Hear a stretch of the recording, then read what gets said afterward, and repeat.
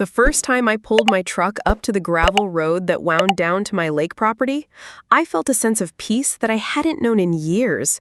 Water glistening in the afternoon sun, pine trees swaying gently in the breeze, the reflection of the sky stretching like glass across the still water.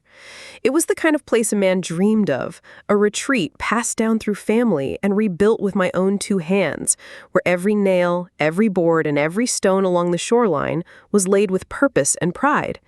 But peace has a funny way of drawing predators, and in this case, it was none other than Karen, the self-proclaimed queen of the nearby HOA, who stormed down the dirt road like she owned it, waving her clipboard in one hand and gesturing wildly with the other, her oversized sunglasses catching the glint of the sun as she shrieked that my property, my lake, my land, somehow fell under her jurisdiction.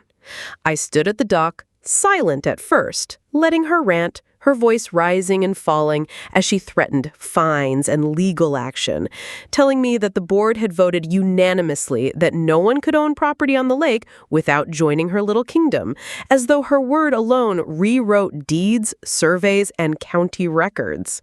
And the more she spoke, the more I realized she wasn't here to ask. She was here to intimidate, to bully, to pull me into her fake empire the way she had done with dozens of other neighbors who were too scared, too tired, or too misinformed to resist. And I'll admit, part of me was tempted to laugh even then, but I let her words spill out, let her believe for a fleeting second that she had me cornered. Because there's a power in silence, in standing tall with arms folded while someone like Karen flails about in the heat of her own arrogance. And when she finally stopped, panting like she had just finished a marathon of self-righteousness, I simply pointed toward the end of my dock where a weathered sign my grandfather had put up decades ago still hung. Private property. Trespassers will be prosecuted. Bold letters fading, but still legible. A sign older than her entire HOA. And when her eyes flicked to it, I saw the smallest crack in her confidence, the brief hesitation before she plastered her fake smile back on and muttered that rules have changed and times are different, as though decades of ownership, tax records, and legal boundaries evaporated because she decided they should. I reminded her, calmly, firmly, that my land was not in her subdivision, that the HOA she worshipped had no authority here, that her board meetings and made-up bylaws had nothing to do with me. But she refused to hear it, snarling that everyone around the lake eventually joined, and that if I didn't cooperate, she had ways of making me. And in that moment, as ridiculous as her threat sounded, I saw something in her eyes. A glimmer of desperation, the kind that reveals when someone isn't just drunk on power, but terrified of losing it. And that's when she let it slip, almost under her breath, that she had friends who could come by, men who knew how to deal with stubborn property owners, as if the very idea of sending hired muscle to my gates would scare me into folding. But she didn't know me, didn't know that I had built this place with my own two hands, that I had dogs trained to guard the property, that the locks on my gates weren't there for decoration, and most importantly, that I knew the law better than she did. So instead of backing down, I smiled, slowly, deliberately, the kind of smile that makes people like Karen realize they've overplayed their hand. And I told her, in a voice calm as the lake behind me, that if she thought sending thugs to my gate would change anything, she was in for a rude awakening. And with that, she stumped back up the gravel road, huffing and puffing, throwing over her shoulder that I'd regret this. But all I felt as I watched her retreat was anticipation, because deep down, I knew the storm was coming, and I was ready for it. 2 days later, just as the sun crested over the ridge and the lake shimmered like polished glass, I heard the crunch of tires on gravel, heavier than Karen's dainty SUV, deeper, slower, with the kind of growl that announced trouble before it even reached the gate. And sure enough, when I stepped onto the porch, coffee mug in hand, there they were, 2 men in a beat-up black pickup with tinted windows, one of them climbing out in a leather vest, arms covered in tattoos, the other staying behind the wheel, engine idling like a restless dog. The one who got out had the kind of swagger that screamed hired intimidation, the way he pulled his sunglasses down his nose to size me up, the way his lips curled into a smirk before he even spoke.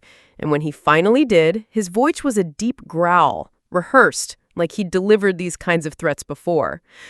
Karen sent us. She says you're refusing to cooperate. Time to join up and pay your dues, old man. I chuckled into my coffee, slow and deliberate, letting the steam curl around my face before I answered, because nothing unsettles a bully like being laughed at. And when I finally spoke, my voice carried across the yard with a calm steel edge.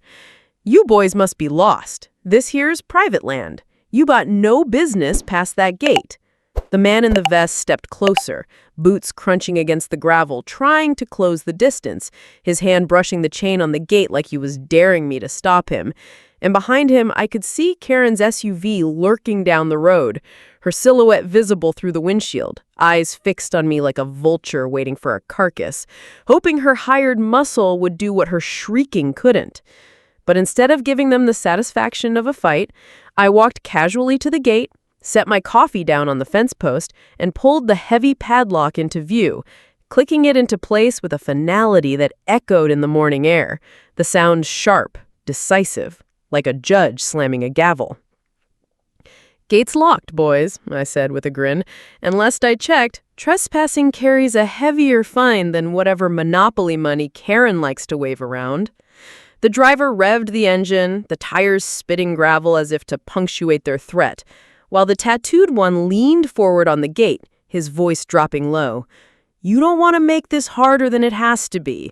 Karen's in charge. Everybody around this lake knows it. You pay or you'll regret it. That's when I laughed, full, loud, and unrestrained, the kind of laugh that strips the bluster right out of a man's chest.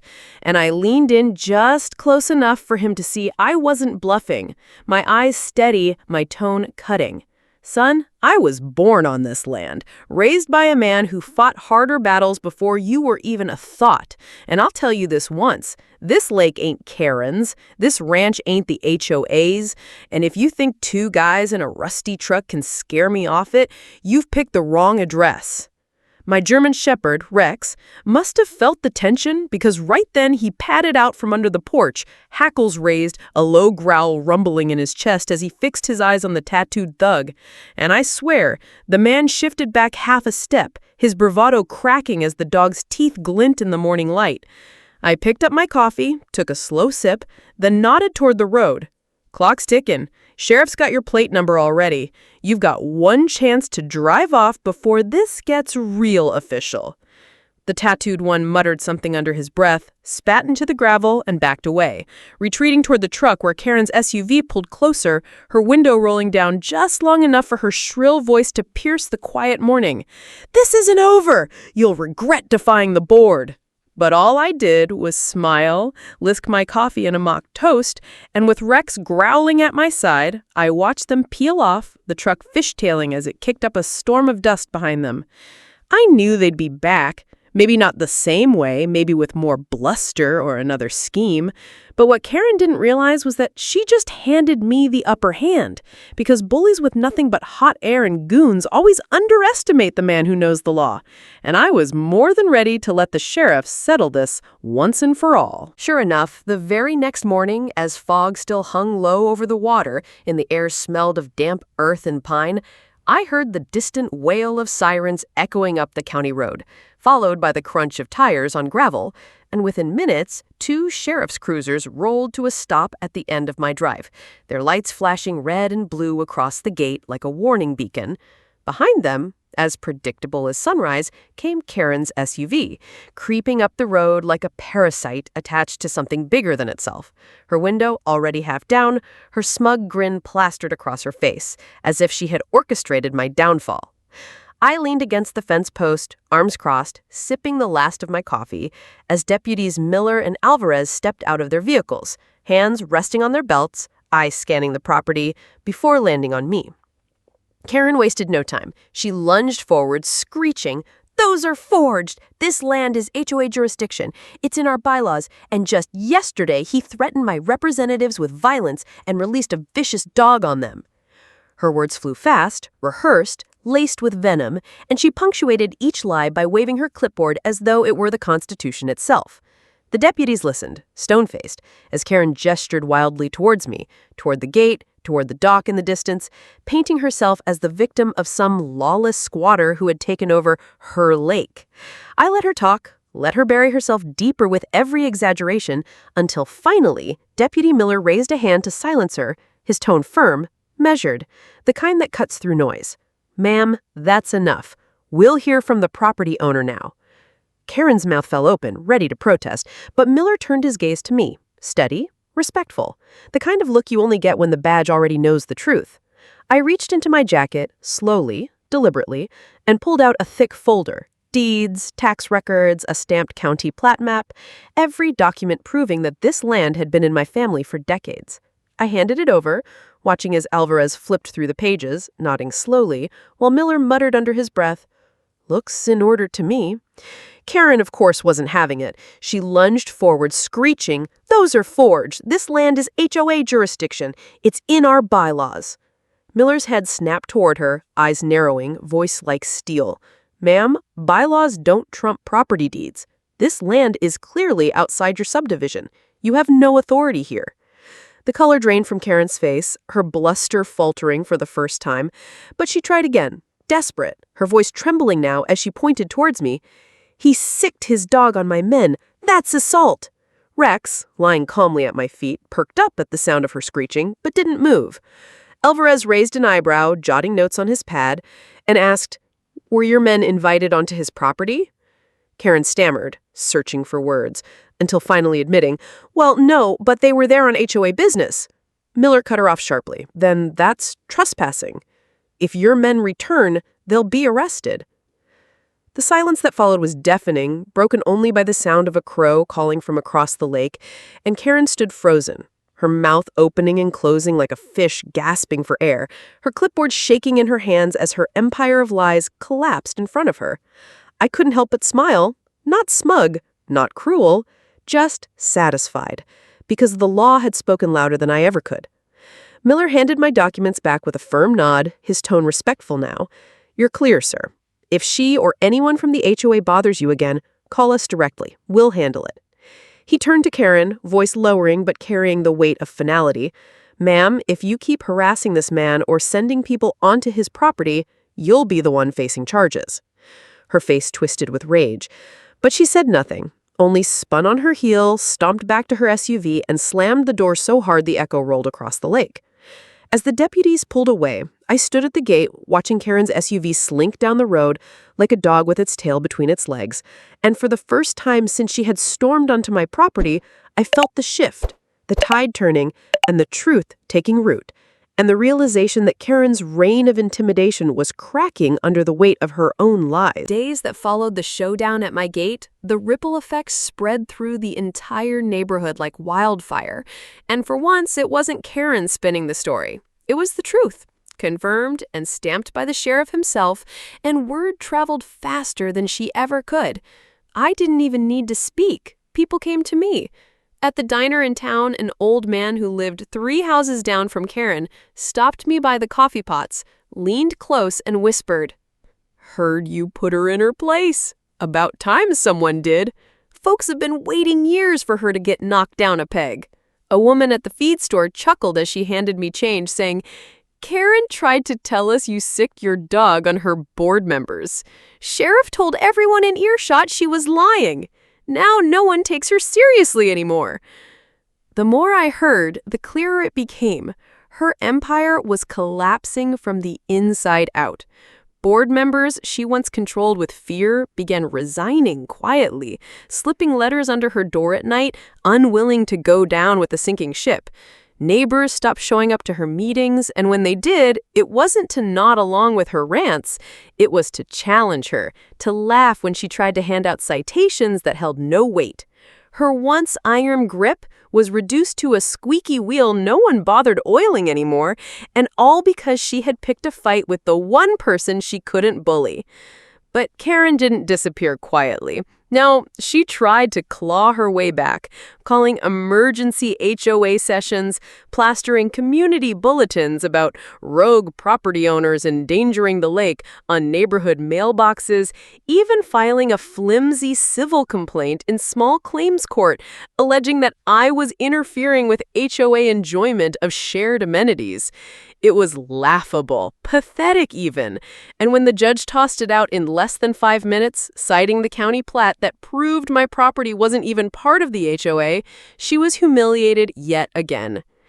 The real breaking point, though, came on a Saturday afternoon when I was fixing fence posts along the edge of the property and I saw a line of trucks and SUVs heading down the main road, not to my place, but past it, straight to the community clubhouse. Curious, I followed from a distance, Rex trotting at my side, and what I found was a full-blown neighborhood revolt. Nearly every family in the HOA gathered on the clubhouse lawn, some with homemade signs that read, "End the fines, no more fear," and Karen out. People were shouting, demanding answers, waving papers in the air, and Karen, standing on the porch with her clipboard clutched to her chest, looked smaller than I had ever seen her, her words drowned out by the angry chorus of voices calling for her resignation. And then it happened. Someone shouted, "Ask the mayor what he thinks!"